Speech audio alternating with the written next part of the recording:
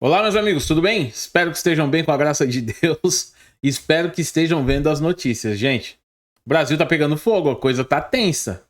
Nós tivemos um aumento da tensão, assim, de forma considerável.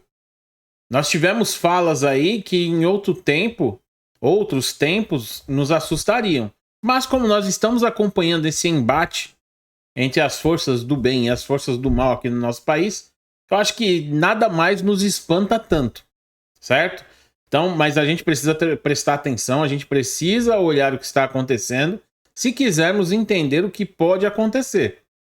Então, precisamos prestar muita atenção em todos os detalhes. E eu trouxe uma série de notícias para mostrar para vocês como essa tensão está, como a coisa está nesse momento no país. Tá feio. Tá feio. Claro que todo brasileiro desejaria que se resolvesse da melhor forma possível. Mas eu começo a acreditar que vai ser impossível. Que nós vamos ter problemas aqui no país.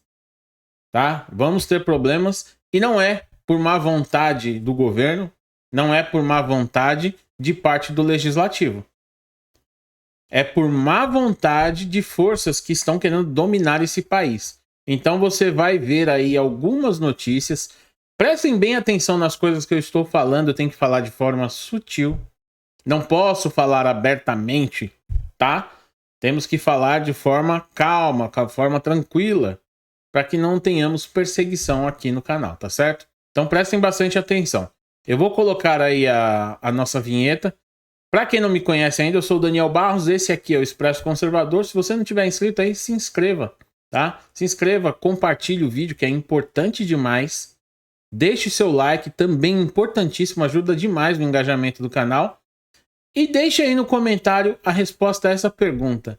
O que você acha que vai acontecer até outubro desse ano? Coloque aí nos comentários, tá bem? Vamos lá para nossa vinheta.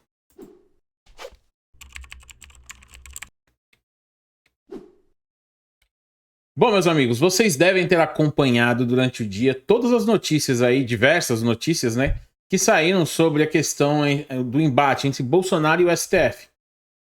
Claro, a má vontade de uma parte. Tivemos até uma entrevista do presidente dizendo, olha, fiz uma ligação antes de assinar aquela carta, fizemos um acordo e ele não cumpriu parte nenhuma. Já Michel Temer diz, olha, eu ouvi parte da conversa, não teve acordo nenhum. Mas eu não consigo acreditar em Michel Temer. Porque quem acompanha Michel Temer já há algum tempo na política, e eu acompanho desde a minha adolescência, sempre ouvi falar do Michel Temer, tá? Sempre li algumas coisas sobre ele, eu sei que ele mente e mente bastante. Só que ele é aquele mentiroso que fala de forma eloquente, até porque ele é formado em direito, ele tem toda uma preparação em oratória, tá? Tem um conhecimento profundo do português. Então ele se utiliza dessa eloquência para enganar as pessoas, mas no meio dessa eloquência dele, ele conta diversas mentiras. Quem acompanha sabe disso, então não dá para botar fé no que ele está falando. Eu vou só lembrar um caso. A Dilma acreditou nele. Olha, eu vou ser seu vice. Não vou fazer nada contra você. Ele foi um dos principais articuladores do impeachment dela. Motivo tinha? Tinha, com certeza tinha. Mas ele estava sim de olho no cargo. E isso é um fato. Até porque só quando ele foi presidente da Câmara que ele assumiu por alguns dias a presidência da República. Ele queria isso na vida dele. Então ele desejava assim o cargo e articulou para isso. Ela deu um motivo, ele articulou. Ele aproveitou a oportunidade que apareceu ali para ele, certo? Então vamos lá para a primeira notícia. Temer nega acordo entre Moraes e Bolsonaro. Não houve isso. Tá? Ele disse que ele ouviu uma parte da conversa. Então vejam só. Não houve isso. Ficaria mal para o Alexandre, mas ficaria mal para o Bolsonaro. O que houve foi uma conversa amigável entre eles por telefone. Eu me afastei um pouco, até para deixá-los à vontade. Eu não ouvi isso em momento algum. Não estava perto, não ouvi. Então como ele pode dizer que não houve? Que não teve nenhum acordo? Ele cai em contradição. Mas devo dizer que ficaria mal para o Alexandre e para ele a existência de um acordo, certo? Então vocês vejam aí, a primeira notícia. Por que eu tô falando isso? Bolsonaro deu uma entrevista falando que tinha sim feito um acordo para assinar aquela cartinha pacificando as coisas entre o STF e o governo federal, certo? Fez um acordo. Ele disse, ele não cumpriu, Alexandre não cumpriu nenhuma da parte do acordo, nenhuma das partes. Todo o acordo ele não cumpriu parte nenhuma. Então, não dá para acreditar na palavra de um cara desse, né? Fica difícil. Vejam só como a coisa tá ficando arrochada. Juíza de São Paulo condena Bolsonaro por críticas a jornalistas. Você não pode criticar. Você não pode ser ríspido. Você não pode ser áspero com a imprensa. Você tem que tratar eles a pão de ló. Você tem que tratar como bebês. Porque, ai, palavras machucam. Pelo amor de Deus, né? Um bando de barbado. E, ai, as palavras dele ofendem. Ele usa palavras ásperas. E uma juíza de São Paulo condenou ele a pagar 100 mil reais, ó. Tá? 100 mil reais. Aqui, ó. A juíza Tamara Rochgreb, eu acho que é assim, Matos, da 24ª Vara Civil de São Paulo, condenou o presidente Jair Bolsonaro a pagar indenização de 100 mil por danos morais coletivos referentes a supostos ataques reiterados e agressivos a jornalistas. Falar a verdade agora é agressão. Isso é que é a questão, né? Tamara destacou que a conduta de Bolsonaro é ainda mais grave por ser incompatível com a dignidade da função. Um presidente não pode falar a verdade, não pode se expressar. Ele tem que fazer como Temer. Ele tem que usar da eloquência e mentir. Aí tá tudo, ó, joinha. Datada desta terça-feira, a sentença acolhe parcialmente um pedido do Sindicato dos Jornalistas Profissionais no estado de São Paulo. Na avaliação da juíza, Bolsonaro tem utilizado o direito. Vejam só, como a questão é. A briga não é só com o Bolsonaro. É uma briga pela liberdade. É uma luta contra a liberdade. Tem utilizado o direito à liberdade de expressão de maneira claramente abusiva e de forma absolutamente incompatível com a dignidade do cargo que ocupa. Para Tamara, o chefe do executivo alega que tal liberdade outorgaria a ele o direito a ele um verdadeiro salvo-conduto para expressar as suas opiniões, ofensas e agressões contra quem entender. Contra quem entender ou contra quem vai provocá-lo? Essa é a questão. Ser áspero, ser duro, ser contundente não é ser agressivo.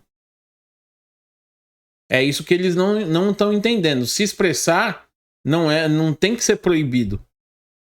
Se a pessoa faz uma pergunta ofensiva e recebe uma resposta ofensiva, ela está tendo o que ela mereceu. É isso que chama demais a atenção para o que está acontecendo. Vejam só. Isso, prestem atenção. São palavras do Bolsonaro agora. Isso, em outros tempos, nos assustaria.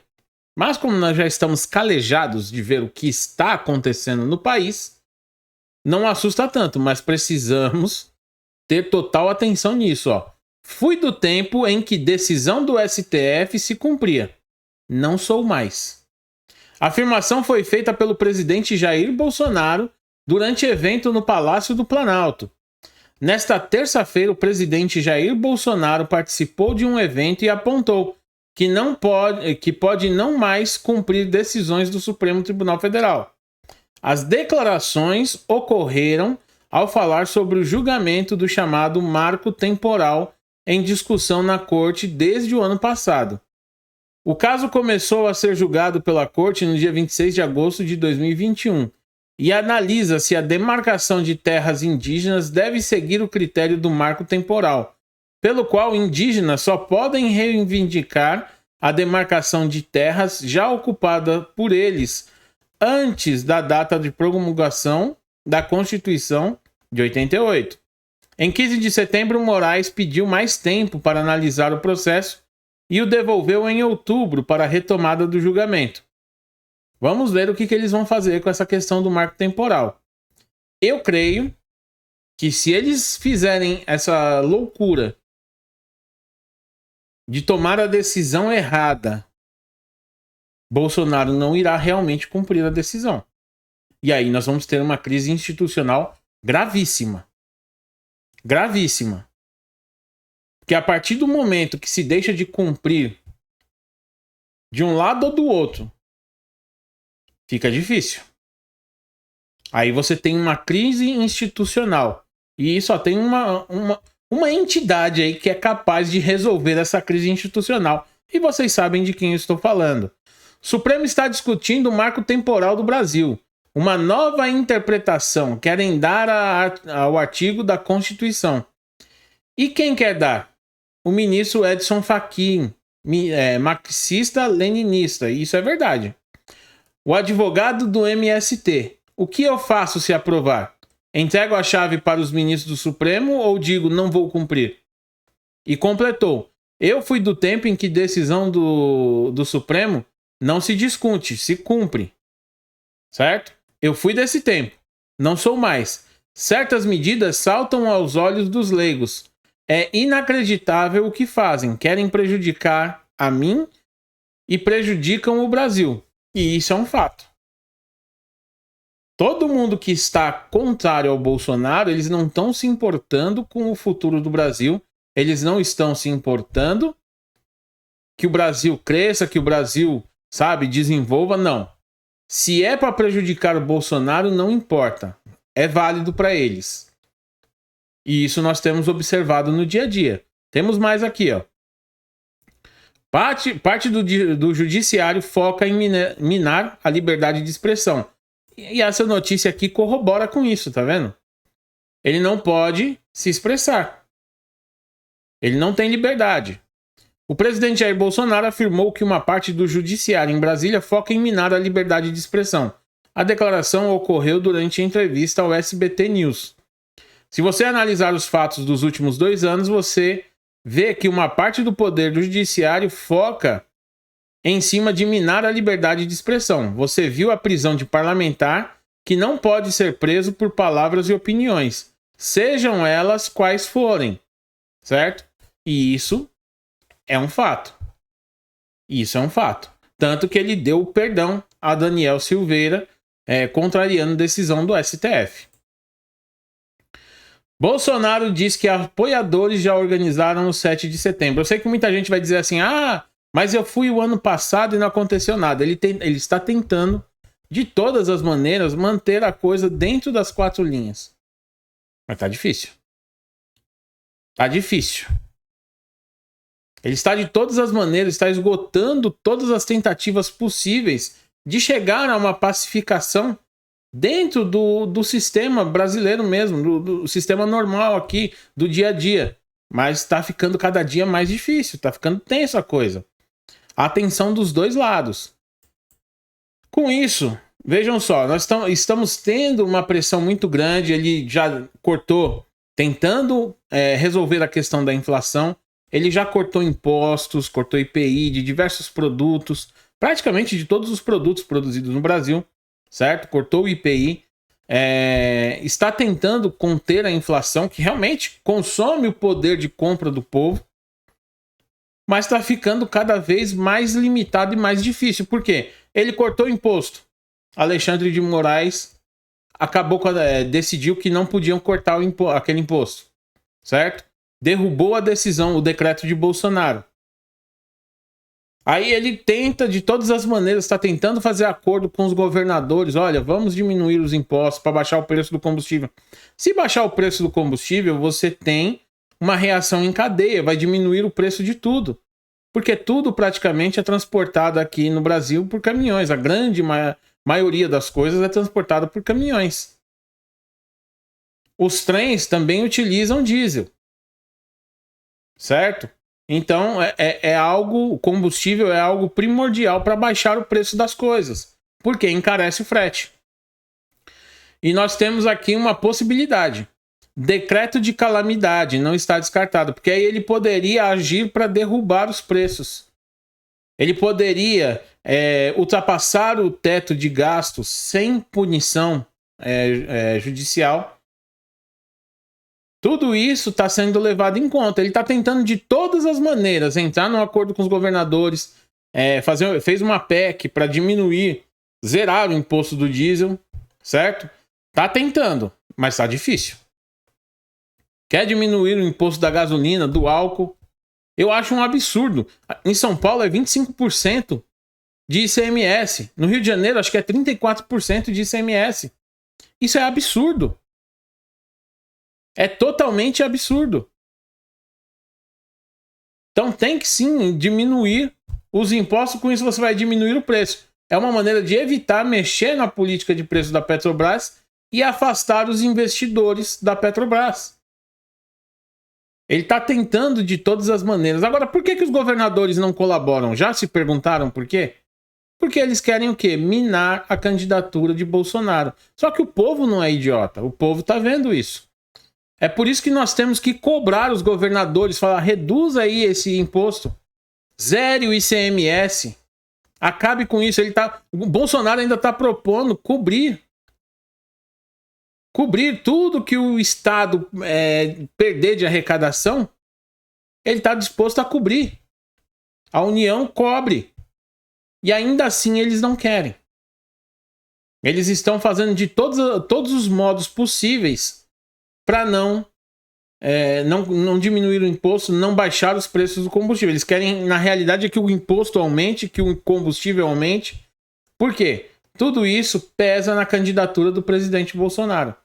Esse é o grande X da questão, tá? Ciro Gomes teve um momento de lucidez, tá?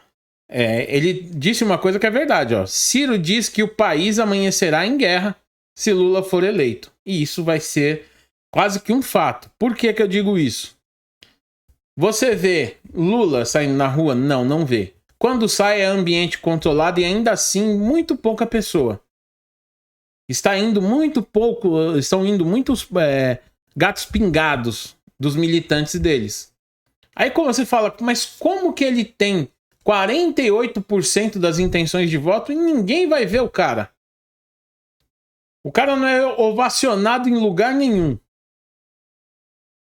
Então, tudo isso vai sendo pesado. E daqui até a eleição, muita água vai rolar por baixo da ponte.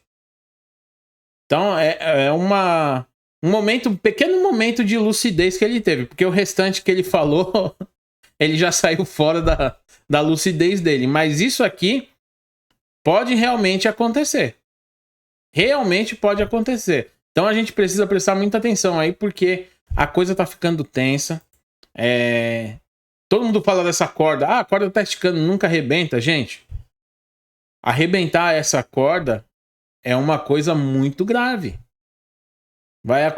Vão acontecer coisas muito graves se isso ocorrer. Se houver uma ruptura institucional, o Brasil terá problemas gravíssimos. Eu não sei até que ponto, porque você sabe. Todos nós sabemos. Quem vai pagar o preço? O povão. Muitas vezes é necessário um sacrifício. Mas até que ponto o povo está disposto a se sacrificar mais? Então tudo isso tem que ser levado em conta, certo? Um grande abraço. Que Deus abençoe a todos. E até a próxima.